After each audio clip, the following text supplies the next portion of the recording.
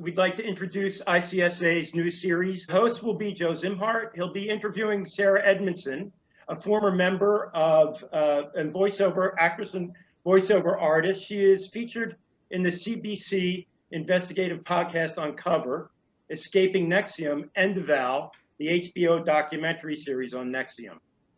Joe, I'm going to hand this over to you, and I'll see you on the other end. All right, thank you, Joe. Hi, this is Joe Szimhart. I'm known as a cult information specialist, and I work in mental health. I'm also an artist, and I'm very pleased to be interviewing Sarah Edmondson, the author of Scarred, a book about her experience in a group, infamous group by now, called NXIVM. So Sarah, hello. Thank you for appearing. Thank you for having me.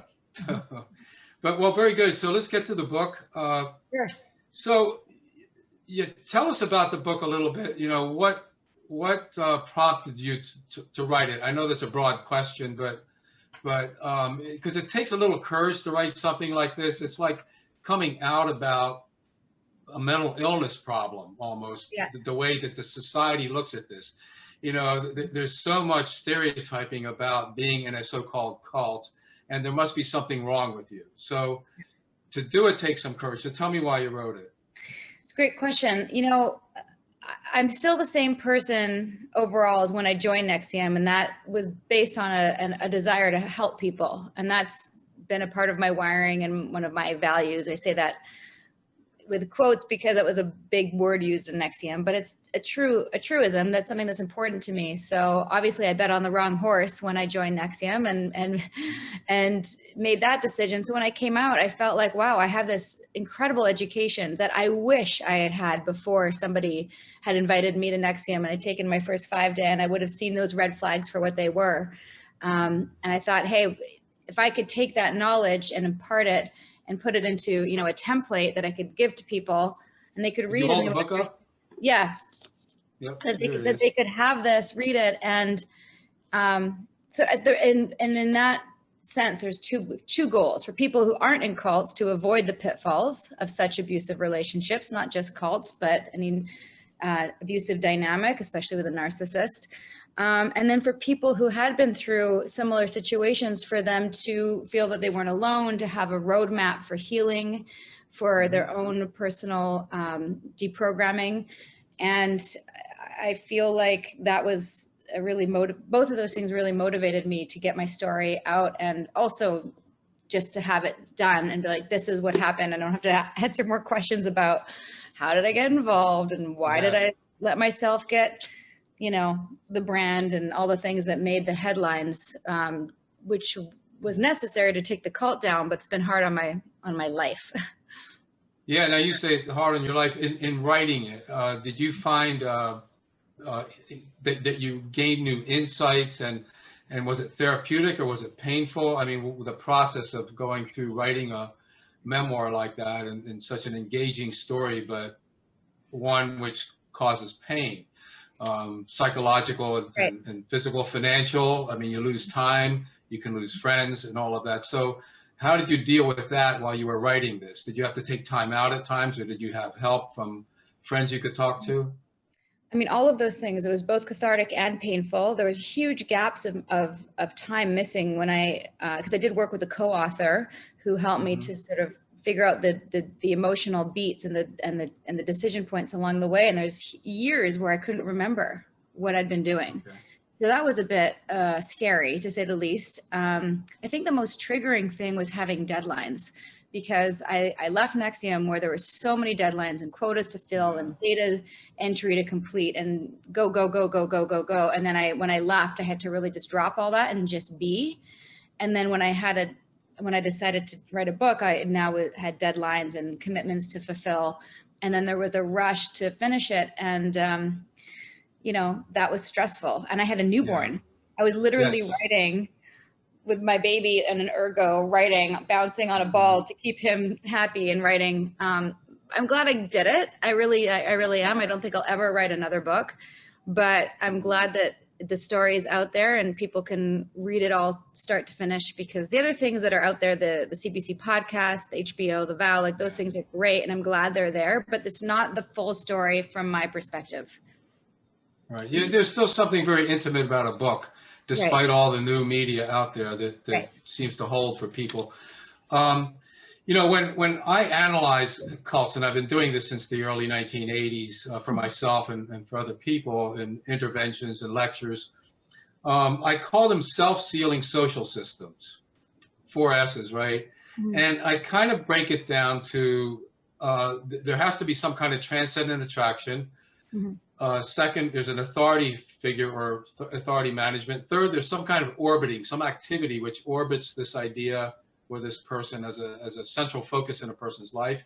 And the last thing is the most important, is there's exit perils. There's some reason why you don't leave, because if you left, such and such will happen to you. So having said that, how in your book, how do you describe this transcendent attraction that made it so warm and fuzzy and wonderful for you to come into? I think for me, and it was probably different for different people, but for me, it was largely to do with the community and feeling like I'd found my tribe, and that I was a part of something that was more meaningful and bigger than me. And that felt really good. And I felt very taken care of. Definitely, they 100% love bombed me and made me feel special, and you know, ushered me up the ranks very quickly. So I felt really good about myself. In their self-esteem model. And I think ultimately just feeling a sense of belonging was really... But at some point you have to accept the authority figure. So something happened where you felt the mystery of Keith, you know, come to fruition. You know, and when you meet him, you have to make a decision, you know, is this guy real or not? So how did you make that decision? You know, for me, I mean, obviously, I greatly respected him and held him as an authority figure, but I didn't. I want to stop you there. Did you respect the image of him that you got, or him? The image. Okay, go ahead. Yeah, and because I didn't really get that close to him, thank God. But the people that I probably worshipped or, you know, upheld in that position more were Nancy and Lauren. For me, I mean, obviously, many people revered Keith and would do anything he said. But somewhere in my intuition and in my like former real identity, I thought he was schlubby and not put together, and some of his ideas I just didn't like, but I wasn't cognizant even of that process that was going on for me, because that would have been suppressive, right? That wouldn't have been a good thing. So I kept those thoughts very hidden from myself. In hindsight, I mean, I find these kinds of groups magnify flaws that we already have because we're human, and we can find thousands of them when we start looking. Yeah. But did you find that happening, that somehow you felt you were overcoming something that you couldn't overcome without the group? Absolutely. Yeah. They called it the Inner Deficiency. And mine specifically, that I had control issues. I was too controlling, or that, you know, needy, having dependency issues. They even turned my wanting to help people and be like a caretaker as a deficiency driven desire, you know, that it was negative, because I was basically objectifying people in order to fill that need. So those are my issues in their terms. Interesting. And I guess you know, you spent quite a bit of time with the group and were up in the leadership at one point. Now, you spent about 12 years, is that correct? 12 years. Yeah. It took me 4 years to get to Proctor, and I did eventually get to Green Sash, but I wasn't ever part of the inner circle. I didn't know that till after I left, because there's all these things happening that I had no idea about. Wow. So your life was really centered around this for quite a while. It was, but I never moved to Albany. I always kept my home in Vancouver, and that kept me ultimately safe in the long run, from, even though people look at my life and go, well, she's really committed, but I wasn't ever 100% in, because I kept my home here and I refused to make that leap.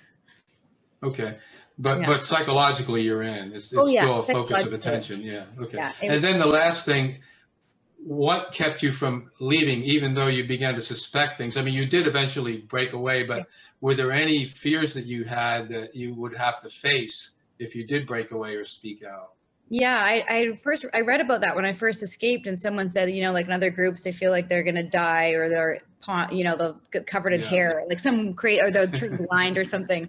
I was like, I don't have that. And then I realized what it was is that when people left, they would say things like, well, so and so left, they're never gonna work on their issues. They're never gonna get through that thing, because they would say whatever issue was that you hit up upon when you decided to leave is what you'll go into life with, and you'll never overcome it. So up until when I decided to leave, I had never considered leaving. Like I thought I was going to be a NXIVM member for life. And even when I had challenges, I'd go to somebody and they'd help me reframe whatever it was that I was having a problem with, or they'd tell me to get an EM, like in other words, to work my own reaction to the thing that I was upset about. So I had problems with the company, and there was lots of things that were wrong with it. And towards the end, I did get more vocal. But yeah, I definitely had the awareness when I left that was, if I don't tackle these issues, I'll always have this problem, essentially.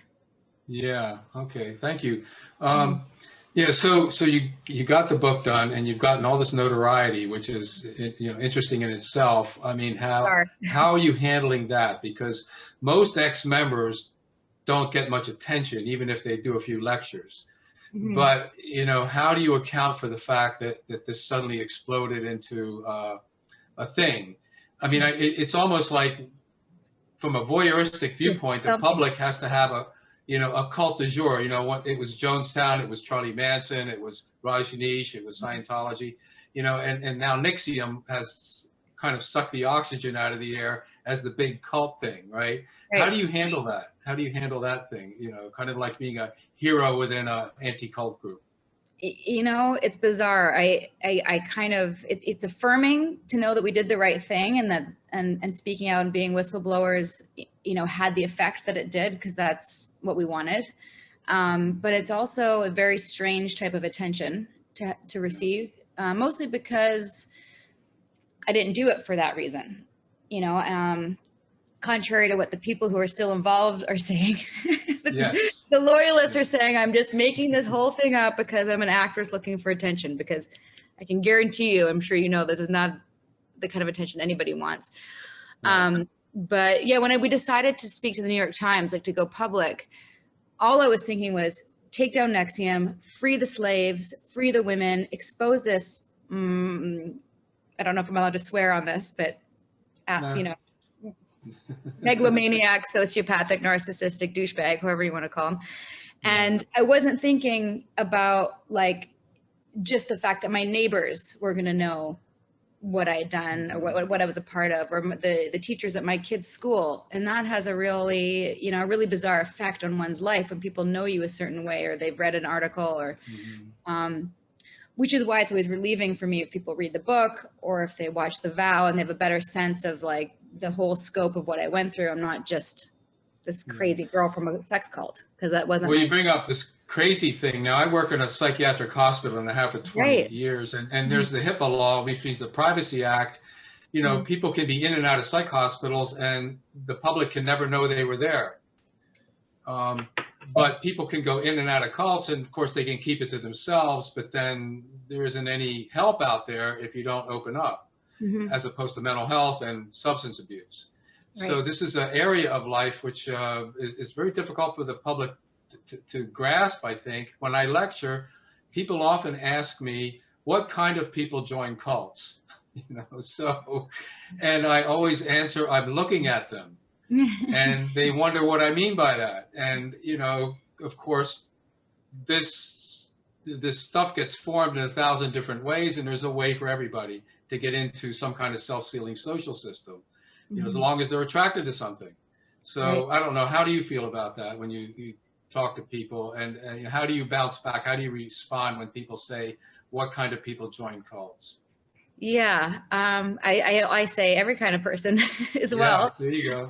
And if people say I would never, and I would, I could have seen what I say. If you think that you're not susceptible, that makes you susceptible, because these things aren't as obvious as it may look watching a series, or reading about it now. Also, like you've been doing this for so long, you've probably seen the shifts in trends around these things. But when I joined in 2005, it was before, at least cults are trendy now. Like people talking about cults, Yes. right? Wild Wild Country and Yeah. Holy Hell, and now The Vow. All of these, like those shows weren't part of the zeitgeist when I was in my late 20s. They just weren't. Like I'd heard about Jonestown. I thought about cults drinking blood, wearing white robes, shaving a goat. Like, you know, it wasn't as mainstream and popular in the psyche of the consciousness as it is now. So I feel like, you know, when people say what kind of people join cults, I say like people who are seeking, people who are, I mean, for me, I was idealistic. I think that was a big part of it. But I think that every human goes through vulnerable times in their life, and whether that's a divorce or a breakup or leaving school or just trying to find more purpose, if that makes them vulnerable, I feel like that word has a sort of negative connotation. It's human. Well, yeah, you're right. It's human. I mean, you know, to me, society doesn't function without trust. Right. You can't have a neighbor without trust. You can't run a business without trust. And someone like Rainier, people that are sociopathic like that, they're called trust bandits, you know, by some standards, and they know how to manipulate trust. And I think maybe that's how he learned this early on in his career. He didn't pick up this skill all of a sudden. It seemed like he started when he was a teenager. But how do you see him now? I mean, how do you view Keith now as far as his history and you know, how would you describe him without just stereotyping him? Sure. I mean, I see a little boy who didn't get enough attention from his parents, and an absentee father and a mother who got sick. And I see somebody who resented his mom and then later extended that to all women. And somebody who was a dork, you know, didn't fit in and found ways to glean popularity through his intelligence. Somebody who was noted as being highly intelligent at a young age, and that gave him a sense of power over people, and how he learned to hone those skills to get what he wanted. And I don't think I think he's a full-on sociopath, narcissistic, sex addict. Now we know from the trial he had, unfortunately for him, erectile dysfunction issues. And when you see that whole picture, you can see just like it's a really sad story, actually, you know, of a little boy who could never get enough, really. Yeah. So, you know, there's a book I have here. It's an old book that came out in 1941, and this is a later edition, much later, called The Mask of Sanity. And it's one of the first books to describe what antisocial personality or psychopath is by Cultic. But he does point out in here that there's different types of these people, and they are like an immature self that never really grew up but learned to manipulate the way little kids manipulate to get what they want. Right. And that never really stops in them. But also that they are incurable. They don't respond to therapy.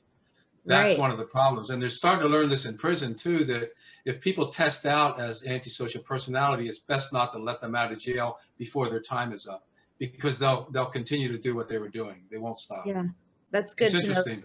know. People have caught on to that. Okay, go ahead. Oh, no, I just had a question about antisocial. Oh, darn it, I forgot what it was. I'll come back to it. I'm sorry. It's okay. Well, why don't we, if you think of it, ask, but why don't we get to your book? Why don't you read something to us that you found, you know, I remember, significant? sorry. I remember what it was. When I got out of NXIVM and I started to study like what had happened to me, I was reading about David Koresh, and he actually has a very similar upbringing to Keith. Yeah. Yeah, and I don't remember the details, but I remember thinking, wow, it's like a template. It's like a formula. If all this happens and this happens, you can. But I'm curious. Could I ask you a question? Yeah, Really? certainly. Yeah. What if there's a book that you'd recommend? No, what I really want to know is, since you've studied all these cults and you have this huge wealth of information, what is it like? What happened for you when NXIVM came out? Like, what was it? What was it like for you as a academic in the field? Yeah, I wouldn't necessarily call myself an academic. I'm a specialist, but I have published a lot. But I have a degree in fine arts. I'm not a sociologist. Right. But you know a lot about the subject. I did, probably a hell of a lot more than I should. But yeah, when it came out, it was like instant recognition. I mean, I saw multi-level marketing, which, you know, he was an Amway thing, and he had that pyramid structure. I saw the old Est with like Werner Erhard doing his thing. You know, he was the source, like Vanguard. There was a name for him. They called him Source, and they called this guy Vanguard. You know, he was. In fact, I think Keith modeled himself after these older groups, especially that kind of mass training and multi-level marketing. And the business model, the idea of mass training is to make you a more successful person by increasing your self-esteem. A lot of that to me is superficial stuff, because it doesn't make you a better person. No. You know, you might learn how to manipulate the environment out there to get successful, but that doesn't necessarily make you happy. I mean, that's what I find a lot of flaws in these kinds of systems. So that's what I was seeing when I first heard of NXIVM. And you know, I've known Rick Ross, and I knew back when he was getting involved in Pat and Joe and exit counseling people from NXIVM. So I learned it from that point of view. Wow. Years ago. Yeah. So can I send people to you who need exit counseling? I mean, I'll talk to them if it's post-cult stuff. I don't do interventions hardly ever anymore. Okay. I do some, you know, now and then, but I've done probably over 500 where I had flown somewhere like Australia and worked with somebody for a week to try to help them out of a cult, you know, to work with their family. I used to do that. But now I mostly work with people online, or, you know, like I'm doing now, just talking to them. I had a client from India last year that's in a group called the Kumaris. And anyway, you know, this kind of stuff comes up, but I don't pursue it as a career anymore. Right. Yeah. Cool. Well, I might be calling on you for some advice. No problem with that. I answer emails all the time. I'm always willing to talk, you know, as long as I can make the time. But, you know, I'm pretty busy with my psychiatric hospital job and all that stuff. So, yeah. Good for you. But I continue to write, and, you know, meeting people like you is wonderful. I continue to try to give back to the field is why I'm doing this. Yeah. Yes. You know, I'd like it's not for the money. Yeah. Great. So can you read something? A little bit? Yeah, I thought I'd just jump right to the beginning, because it's kind of the most exciting part, and then the end is exciting too, but I don't want to give away any, you know, zingers. Yeah. Okay, so here we go. March 9th, 2017. Go into the guest room and get naked. I stare at her, my best friend, Lauren Salzman, as we stand inside her home. She was the maid of honor in my wedding, the godmother of my 2-year-old son. She's been my closest confidant for the decade plus I've been involved with NXIVM, the person I'd go to with my most personal challenges. But our relationship changed instantly just over a month ago when I accepted her invitation to participate in the secret circle of women who, as I'm about to learn, have all been recruited from the inside. We would fight to improve the world with our strength, she said, and hold each other accountable to our highest self-actualization. It was the women's empowerment I was looking for through a secret society, just like men have in the organizations like the Masons. Yet from the moment I committed, I felt that she'd been taking things a little too far. Naked? Any resistance would be turned around and used as my issue. It would prove that I'm entitled, or Lauren would say that I'm mad-dogging, NXIVM's term for being defensive. Still, I can't help searching her face for more explanation. Why? Sarah, Lauren says, you have to get over your body issues. But my uncertainty in this moment has nothing to do with my body image. My entire time in the organization, I know how NXIVM works. Anytime you question your coach's instructions, even if you totally disagree with what they're saying, they twist your reaction and cause you to doubt your natural response, to question your own sanity. Later, I'll understand that this was the structure to support the gaslighting method that has trained me away from adhering to my instincts throughout my 12 years in NXIVM. So instead, I listened to Lauren. It's just me and women you know, she says, as if to make me feel more at ease, and closes the door. How much did you want me to read? How far? Well, I think that sounds good right there. It leaves some intrigue. Okay. But I think what you're pointing out here is very interesting, because it shows that there's a certain amount of conditioning that goes on before more extreme behaviors are introduced. Absolutely. And at that point, the sense of self-doubt and questioning is reduced Right. because of the what's called the little policeman in your head. That's starting to work and tell you what's real and what's not. And that policeman is actually hired by the group. And you know, and you're asking that policeman now for answers. So Yes. it's one way to look at it in kind of a metaphor. But I like that. yeah, metaphor. interesting. Yeah, I definitely by the end was gaslighting myself. You know, and all of that is on the foundation of what they started from the beginning of my 5-day, which was 12 years before that moment, which was to say, you know, we're doing this training. We all agree that we're successful people, and we're here to overcome our issues, right? We get, you know, people nodding, and then they say, well, and you're going to feel uncomfortable. No pain, no gain. And that uncomfortability is described as basically an issue to overcome versus no, that's your gut saying this isn't right. So I started to dismantle that intuition from day one. Okay. Right? Like if Lauren had said, go into the guest room and get naked on day 1 of my 5-day, I would have said, go screw yourself and laugh, right? But well, you know, this is a technique, though. It goes way back to the mass training days of AST, and before that, you know, this William Penpatrick started this, and the idea was never to tell the recruit what's going to happen during the weekend or during the training, because you ruin it for them. You know, it has to be a spontaneous experience, so you're protecting them from losing out on a wonderful thing that you've gained already. You know, that's the psychology behind that. So it makes sense. You know, it sounds like you're rationalizing a good thing, and it works. Yep. Yeah, there's all those techniques Keith used. And in answer to your question from earlier, what do I think about him now? I do think he was a very effective con man, and he was very brilliant in how he stole from so many different modalities and put together, you know, like the thing that he put together, the value that people paid for, really did help a lot of people. So it's why it's been hard for people on the outside or the inside still to say, but how can he be bad? He helped all these people. They can't wrap their heads around the fact that he did that to lure people in. He created something good to lure people in so that they'd stick around him and be loyal and basically be his slaves for life. So he could. Yeah, there has to be some benefit before anybody is going to go the next step. You know, so for instance, the Synanon cult, that was a mass movement, dealt with the drug addicts and the alcoholics in society, were very vulnerable people, and they would get sober, and they would, you know, it looked like a wonderful program. Even local governments began to support it, but it turned into a really nasty, controlling cult. And it was famous in its own day, Synanon, but it started with a very good premise, and it seemed to have good results.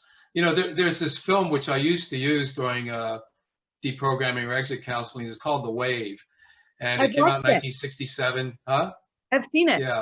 Yeah. By that teacher Ron Jones, who was in a class, and he started this experiment. Well, you know what happened when he started the experiment? The kids were getting better grades. They were more disciplined. You know, it looked like a great thing, right? And that's exactly what this is about. It's about that same experiment, and it's called an impermissible experiment. You can't do things like that with people just to see what would happen anymore. You're not allowed to do psychological experiments that hurt people. He got fired for doing that. Wow, and probably the Stanford prison experiment. Yeah, similar to that. That was a little more controlled, but basically, and what's interesting about The Wave is that the teacher got caught up in it. He admits it.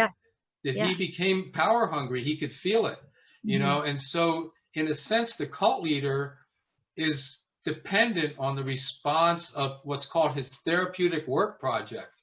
These are the people he's trying to fix. That's his work project. And the feedback feeds his ego that he's doing something right. And then the whole thing gets caught in this self-sealing social system, this feedback loop. And as they bring new people in, they bring them into the same feedback loop. It's very interesting to watch it. You know, the other thing I had a question from you to ask you is, Rainier sold his idea as very rational, as scientific. you know, and which takes it away from mysticism and religion and theology, you know, that this was some kind of a system which could be proven mathematically almost. I mean, did you buy into that?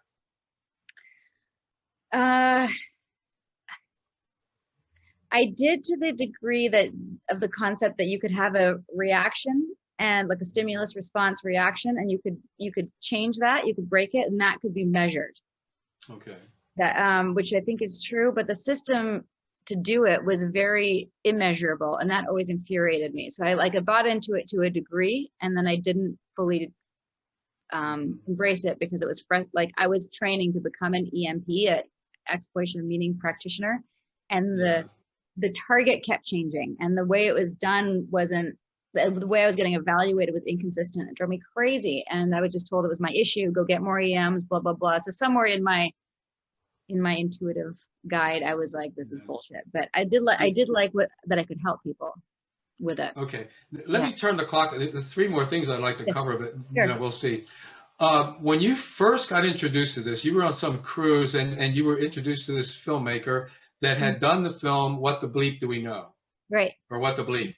Yeah. And do you know the background of that film and the cult now that was I know. behind that? Now I do. You know. Okay, that's what I wonder, because I've deprogrammed like dozens of people out of that group over the years. Yeah. And then the other question I have is that slipped my mind, but anyway, Keith had these diagrams he would draw with little things around them, and kind of explode what happens in society and what happens in personality when you do things. And have you ever heard of something called the Ineogram? No. Okay, well, there's this other quote cult leader unquote, George Gurdjieff, developed this or introduced it to the world, and it's a way of formulating your personality according to chief features. And he used to manipulate his people by pointing out their chief feature and how to get rid of it and get up to another octave of awareness, what's called self-remembering. So there's a lot of Gurdjieffian stuff in what Rainier was doing, and I just wondered if he had read Gurdjieff or studied it. Oh, I'm sure he did. Like I've heard stories since leaving that he had an extensive library where things were highlighted, and you know, he basically my husband's reading Power versus Force by David Hawkins. Yes. And there's like verbatim quotations in the classes from that book. And I'm reading right now The Untethered Soul by Michael Singer. Okay. Yeah. Forget his last name. Anyway, and I'm like, well, this is like, I swear he read these books, just took them out and said they were his. Yeah. And Yeah, I think Buddhism too. I think with sociopaths, some of this is instinctual. They repeat a pattern because of who they are. They don't necessarily have to read a book to learn to do what they're doing. They learn it from interactions with people as life goes on, and they find out what works, how quickly they can get someone under control with suggestion, maybe with a calm demeanor, you know, maybe with acting like they're very interested in them, you know, that kind of stuff. They find out what works over time, not so much by studying it in a book, but I'm sure he picked up a lot of things by looking at other systems. And it seems like he picked up a lot during his Amway days, you know, because Amway has a lot of techniques on how to do sales and get people in. Yeah, 100%. Yeah, interesting. Are we running out of time here soon? I think. I don't know. I think we might be, but I know you and I could probably talk for hours and hours. That's what I'm afraid of here, but not that I'm afraid of it. I'm just saying that metaphorically. One thing I'd like to bring up is there's a sociologist named Irving Goffman, E-E-R-V-I-N-G, Goffman, and he lived from about 1922 to 1982. And I think you might be interested in this if you ever get a chance to read him. He developed something in therapy called dramaturgy, which is he believed that we're all involved in kind of a play, a game of life, and that we play roles. And so his therapy was you know, around that. But one thing he said, which I thought was interesting, is that, you know, life is like a play on stage. And he says that when we look at you know, and I'm extrapolating here, we look at a cult, we see the staged reality. There's something they want you to see in their brochures and when they first introduce you. But Goffman said to understand how the group dynamics work, you have to look at backstage reality. And that's what was hidden until you get in very deeply. So people are seeing the backstage reality now because of NXIVM, because it's been exposed in court and on the news. And they're getting a very different view of what it is than people going in. Right. And as a result, they say things like, how could anybody be so stupid? Because I would never join that backstage reality. Right. They don't get how these groups work, I think, is part of the problem. That's a really good point. Yes. Yeah. And I don't, oh, sorry, go ahead. No, that's all right. I was, yeah. Oh, you're just going to say, I don't have that reference point of that particular writer, but I have been, but one of the reasons I've done so much press and want to write the book and be so vocal is because I'm kind of like an advocate for all these people who didn't see the backstage reality, who were just doing the front performance and getting a lot out of it. And all of a sudden they're linked with being part of this sex cult. And they're like, yes, that wasn't my experience. And everyone looks dumb. And that's actually a problem I have with some of the media that's been on it, because it doesn't make that distinction. And it just shows, you know, the worst parts of Keith. And then all of us going, yeah, that's amazing. But no, we didn't agree to that stuff. We didn't applaud him for talking about those horrible things. Yeah. So it's irresponsible journalism, in my opinion, when people don't make that distinction that you just made. So thank you for pointing it out. It's a tough one, you know, it's always around. And it's again, the idea that human beings, when they see something like this, they want to put it in a small box. Yeah. And so that the highlights are what they remember, and those are the sensational things. And also that's what sells the news. Right. That's what brings the ratings in, you know, when there's murder, when there's sex, when there's financial distress for thousands of people. Unfortunately, that's the world we live in. So anyway, thank you very much, Sarah. We really appreciate it. Sarah, I could talk for hours with you. Thank you very much. Yo, I feel like I really do. I would like to go for coffee with you one day. And here's my well, let's do it. Come to Philadelphia, or Joe lives close by. It would be great to get together. As soon as we can all travel, that would be great. Until then, please invite me to your Zoom parties. Okay. Thank you so much for the time, Sarah, and thank you, Joe. Thank you. Appreciate it.